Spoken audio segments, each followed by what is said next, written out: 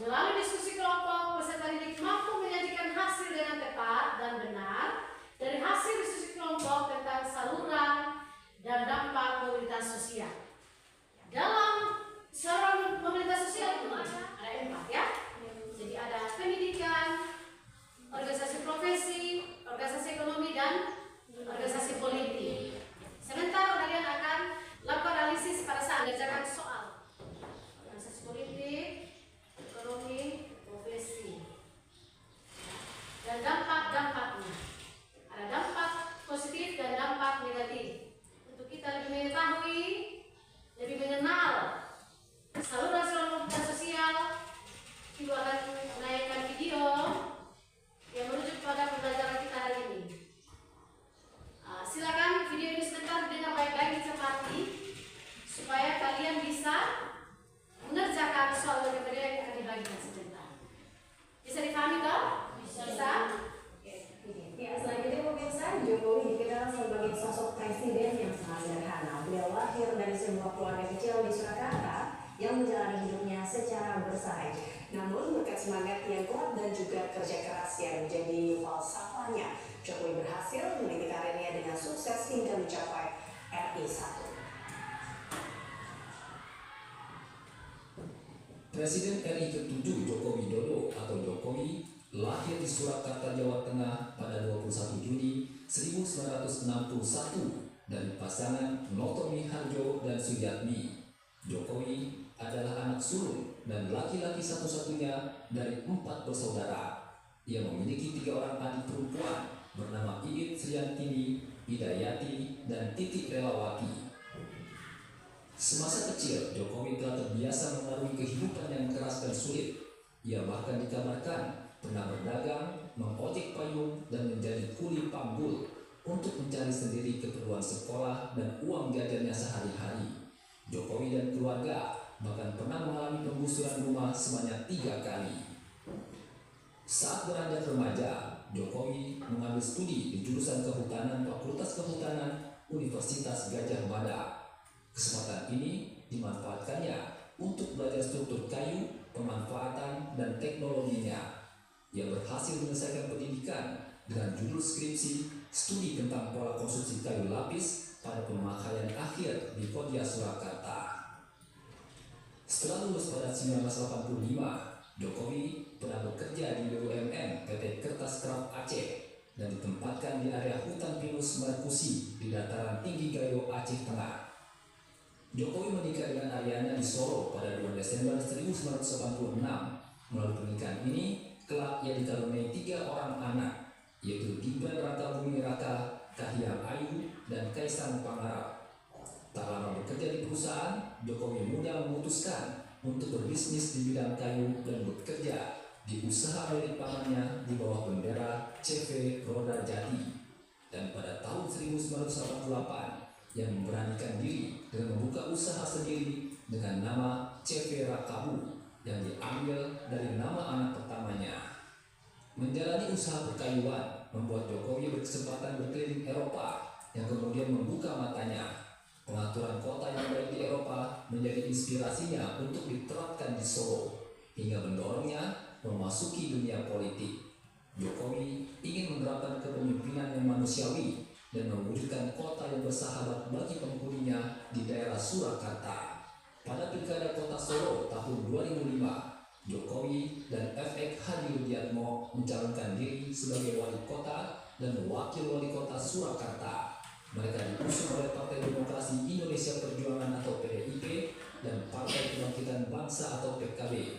Dalam pilkada, ia berhasil memenangkan pemilihan dengan presentasi suara sebesar 36,62%. Di bawah kepemimpinannya, Solo mengalami perubahan. Saat itulah bus batik Solo Trans diperkenalkan.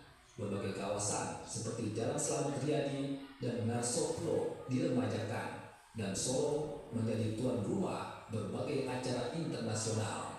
Selain itu, Jokowi juga dikenal akan pendekatannya dalam relokasi pedagang kaki lima yang memanusiakan manusia.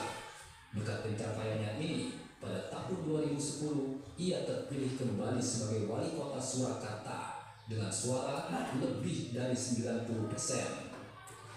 Pada Pilkada DKI Jakarta tahun 2012, Jokowi bersama Basuki Cahayapurnama atau Ahok mencalonkan diri sebagai gubernur dan wakil gubernur DKI Jakarta yang diusung oleh PDIP dan Gerindra. Dan secara tak terduga, Jokowi berhasil memenangkan Pilkada Jakarta 2012. Kemenangannya dianggap mencerminkan dukungan populer untuk seorang pemimpin yang muda dan bersih. Setelah terpilih sebagai gubernur DKI Jakarta, popularitas Jokowi melejit berkat rekam jejaknya yang baik dan pendekatannya yang membumi dan pragmatis, seperti yang ditunjukkan melalui program Belusukan untuk memeriksa keadaan di lapangan secara langsung. Karir politik Jokowi meluncur bagaikan roda berputar. Pada pemilu tahun 2014, Jokowi bersama Yusuf Kala didaulat oleh Koalisi Partai Demokrasi Indonesia Perjuangan, Partai Nasdem, Partai Kebangkitan Bangsa, dan Partai Hanura untuk maju sebagai presiden dan wakil presiden. Dan lagi-lagi, secara tidak terduga, dalam sebuah pertarungan demokrasi yang cukup panas, pasangan Jokowi JK berhasil meraup suara mayoritas dan unggul atas pasangan Prabowo Subianto Hatta Rajasa. Atas kemenangan ini, Jokowi terpilih sebagai Presiden Republik Indonesia yang ke-7. Ini kisahnya siapa ini? Jokowi dia itu siapa sebenarnya? Dia seorang presiden. Jadi dia anak seorang apa? Tukang kayu. Makanya itu seorang tukang kayu. Dia keluarga dari orang yang berkecukupan. Tidak toh? Dia orang yang sederhana juga, dari seorang anak tukang kayu. Makanya itu jualan kecil-kecilan di rumah. Ya, sesuai yang tadi dikatakan di situ. Apalagi dia menjadi presiden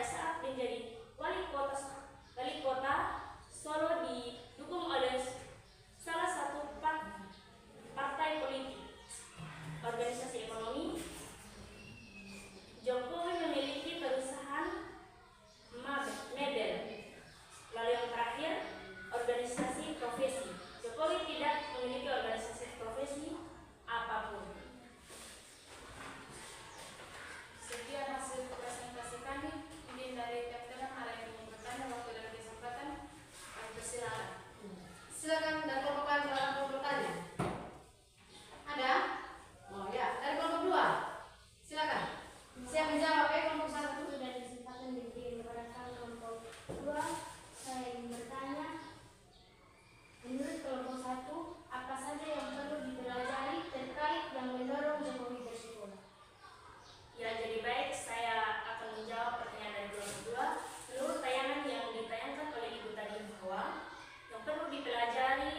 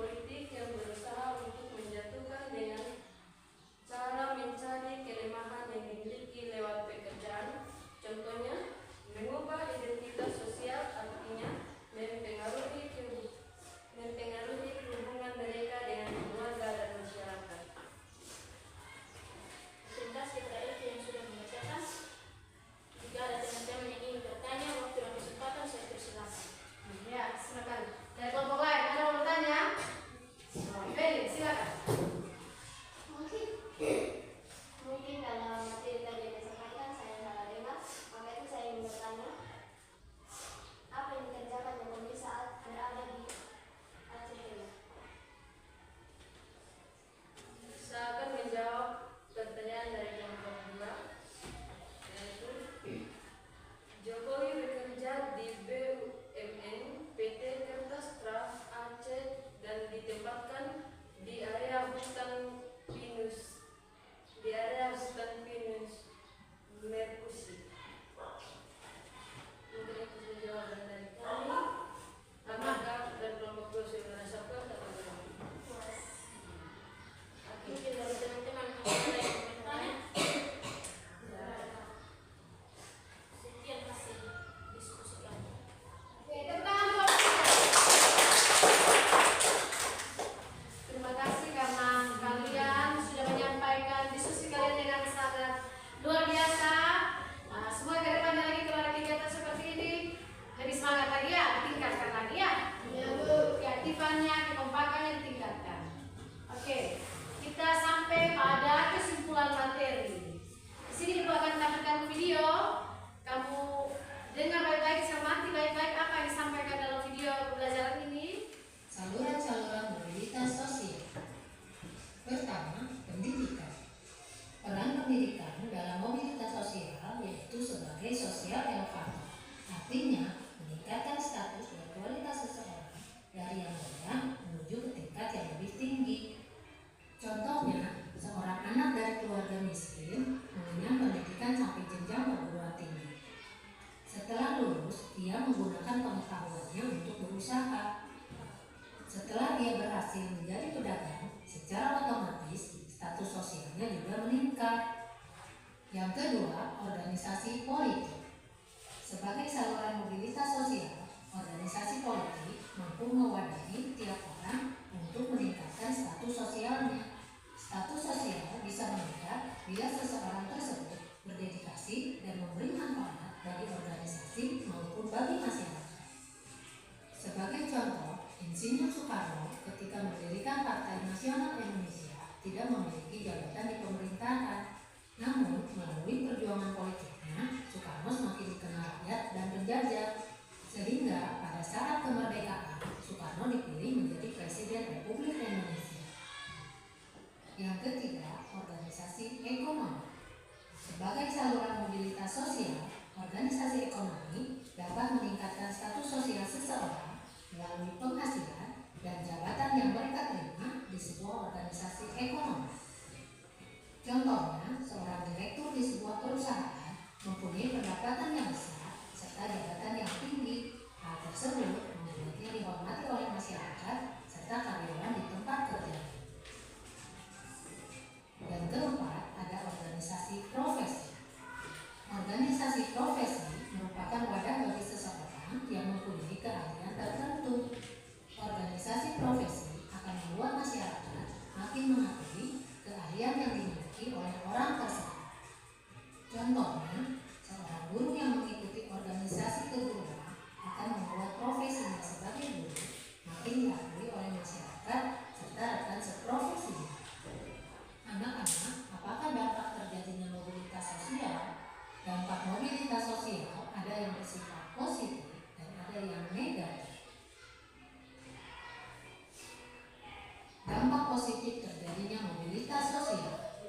Yang pertama, mendorong seseorang untuk lebih maju. Terbukanya kesempatan untuk pindah dari lapisan yang satu ke lapisan yang lain menimbulkan motivasi yang tinggi pada seseorang untuk maju agar memperoleh status yang lebih tinggi. Yang kedua, mempercepat tingkat perubahan sosial masyarakat ke arah yang lebih baik. Dengan mobilitas, masyarakat selalu dinamis bergerak menuju pencapaian tujuan yang diinginkan. Dan yang ketiga, meningkatkan integrasi sosial.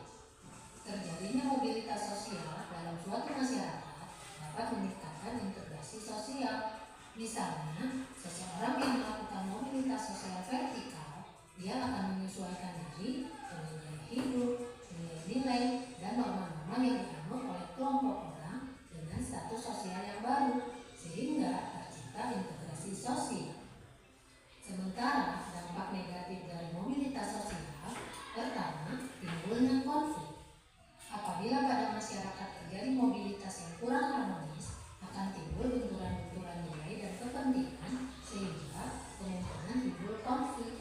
Yang kedua, gangguan psikologis.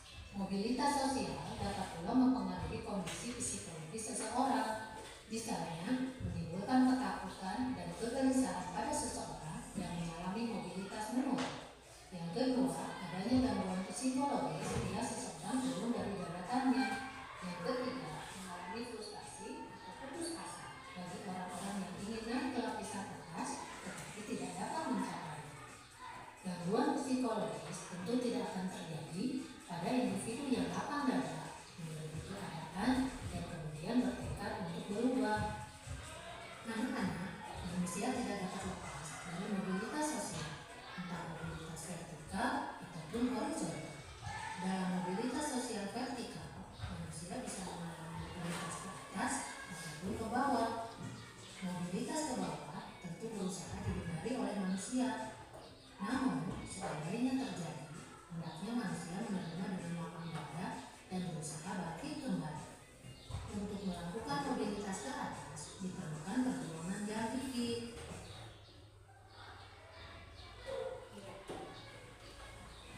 Nah, anak-anak, itulah pembahasan